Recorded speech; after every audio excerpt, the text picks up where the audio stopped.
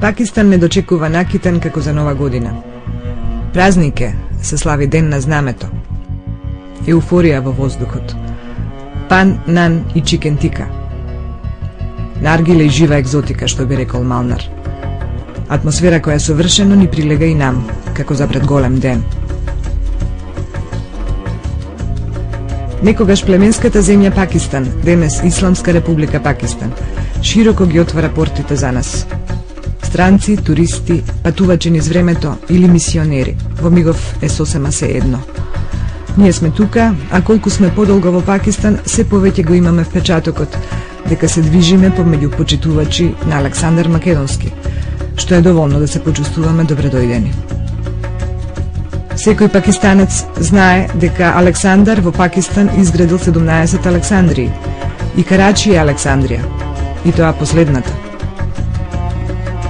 Кој би рекол дека со пакистанците ќе најдеме толку силна точка на поврзување.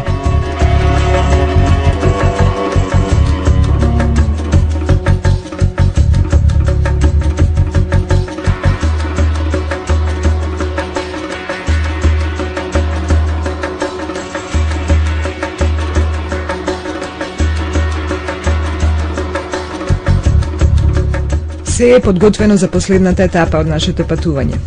Крајниот североисток на Пакистан до границата со Тибет, таму каде што се допираат трите најголеми планини на светов – Каракорум, Хималаи и Хиндокуш. Зошто таму, според нашите сознанија, се уште обстојуваат луѓе кои за себе велат дека се потомци на Александар Македонски, и тоа го велат цели 23 века. Тргнати сме во земјата на хунзите, а кај нив можеш да стигнеш само ако си тргнал кај нив. Стигаме кај нив преку Каракорум.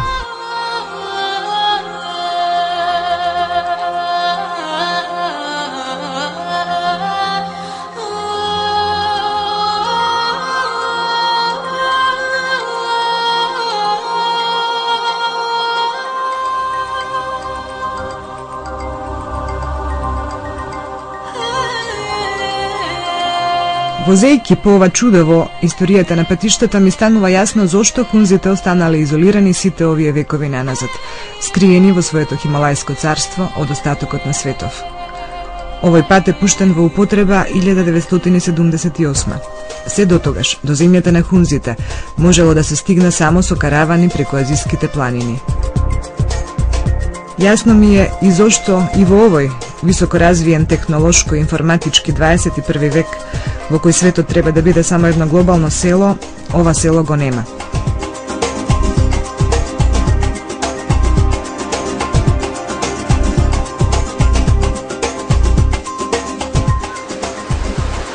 Од најславните македонски времиња има една приказна за Александар, поврзана токму со една ваква река, можеби токму ова, која јас ја прочитав кај Квинт Куртиер Руф. Тој вели вака, патувајќи низ Персија, на подножјето на Хималаите, а тоа е токму овдека, затоа велам дека можеби токму ова е таа иста река, Александар, јавајќи цел ден на оваа жештина, добил желба да се избаѓа, да се искапе, што би рекле ние. Меѓутоа, можете да претпоставите колку е оваа вода ладна. И што вели нашиот народ го престекла, добил грозница. бил болен неколку дена, додел висока температура и го повикал кај себе Филип, еден од најпознатите македонски лекари што го придружувале во тоа време. Александар од него побарал лек што ќе делува брзо и ефикасно, зашто го очекувале големи и тешки битки. Во исто време добил писмо од Македонија, од Парменион, во кое тој го предупредува да внимава и да не му го доверува здравјето на Филипа, зашто тој е подкупен од Дареј со 10.000 таленти, да го отруе.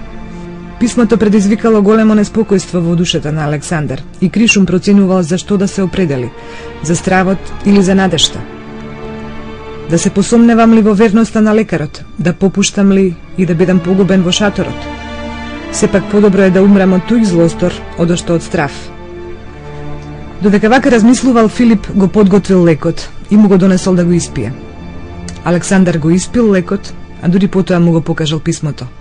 Иако го примив ова писмо, јас го испив она што ми го даде. Верувам дека сега и ти си исто толку загрижен за твојот живот, колку јас за моето здравје.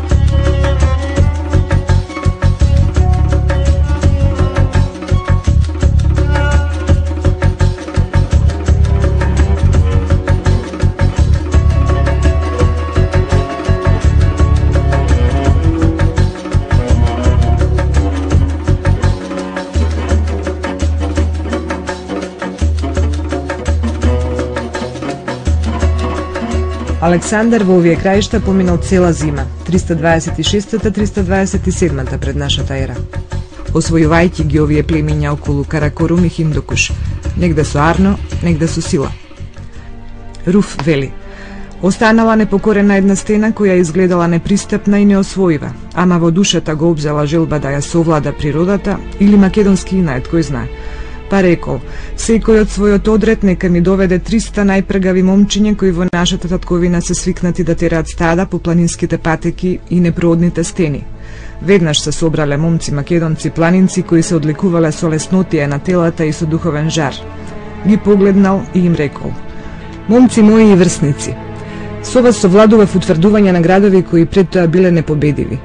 Поминав планински сртови покриени со вечен снег. Јас ви дадов пример, но ги видов и вашите подвизи. Стената што ја гледате има само еден приот.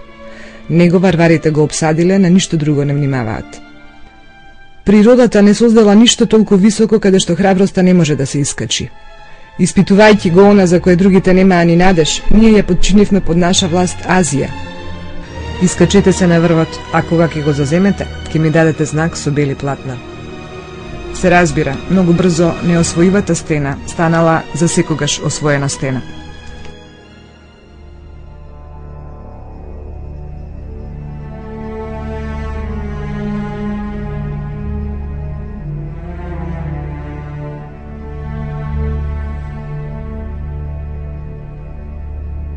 Информациите за хунзите се вистинска реткост од една едноставна причина. Биле ретки и посетителите. Многу малку луѓе знаеле за нив, а уште помалку успеале да стигнат до нив. Погледнете ги овие месечеви предели и се ви станува јасно. Ова е тоа. Ова е крајот на светот. До овде стигнала македонската фаланга со македонското сонце, на штитовите и во душата.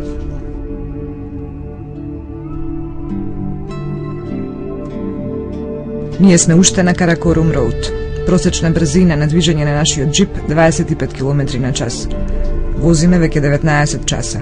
Не фаќа ноќ, околу нас исчезнуваат сите траги на цивилизиран свет.